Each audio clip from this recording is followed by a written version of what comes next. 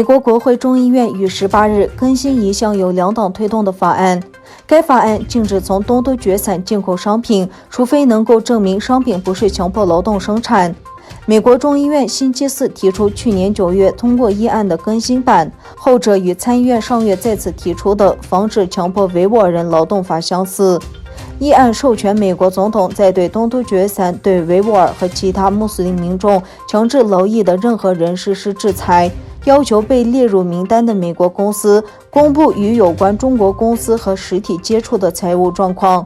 这个条款没有包含在参议院重提的议案中。民主党众议员麦格文在重提这项议案时说：“我们恐惧地看到中国政府首先制造，然后扩大了一个针对维吾尔和穆斯林少数族裔的司法以外的大规模集中营系统。很多美国国际和中国公司都合谋剥削强制劳役，而且这些产品继续进入全球供应链和我们的国家。”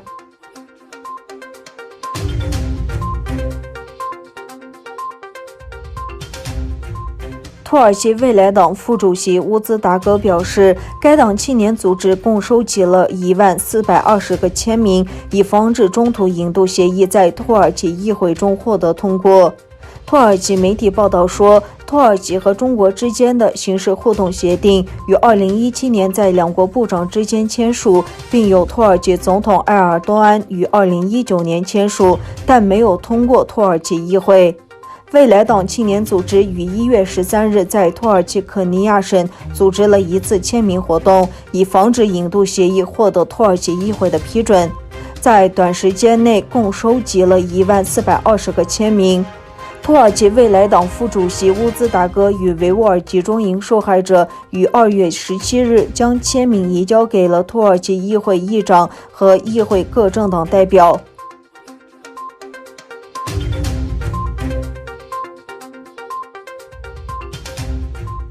连日来，缅甸支持民主的抗议者几乎每天聚集在中国驻仰广大使馆大门外，表达对中国政府的抗议。这些抗议者高举用英文书写的标语牌，谴责他们所指称中国支持了本月初的缅甸军人政变行为。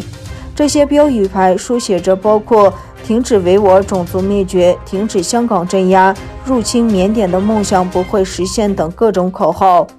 2月1日，缅甸发生政变，军方一再指出去年11月的选举发生广泛舞弊。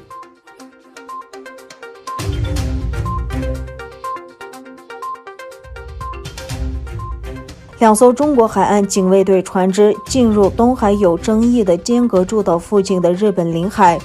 根据日本西南部冲绳县那霸市第11区海岸警卫队总部的说法，中国船只侵犯了国家领海。在当地时间凌晨4点50分侵入有争议的尖阁诸岛附近海域的船只，靠近在巴库岛周围钓鱼的日本渔船。渔船受到被派往地区的日本海岸警卫队船只的保护，中国船只被警告离开地区。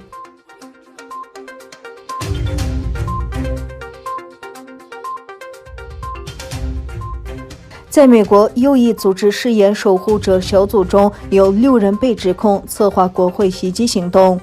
在司法部的一份声明中称，这些人即誓言守护者组织成员，被指控串谋危害美国，并计划于1月6日对国会大厦进行袭击。声明中说，这6人涉嫌惊夺联邦财产和非法进入公共建筑。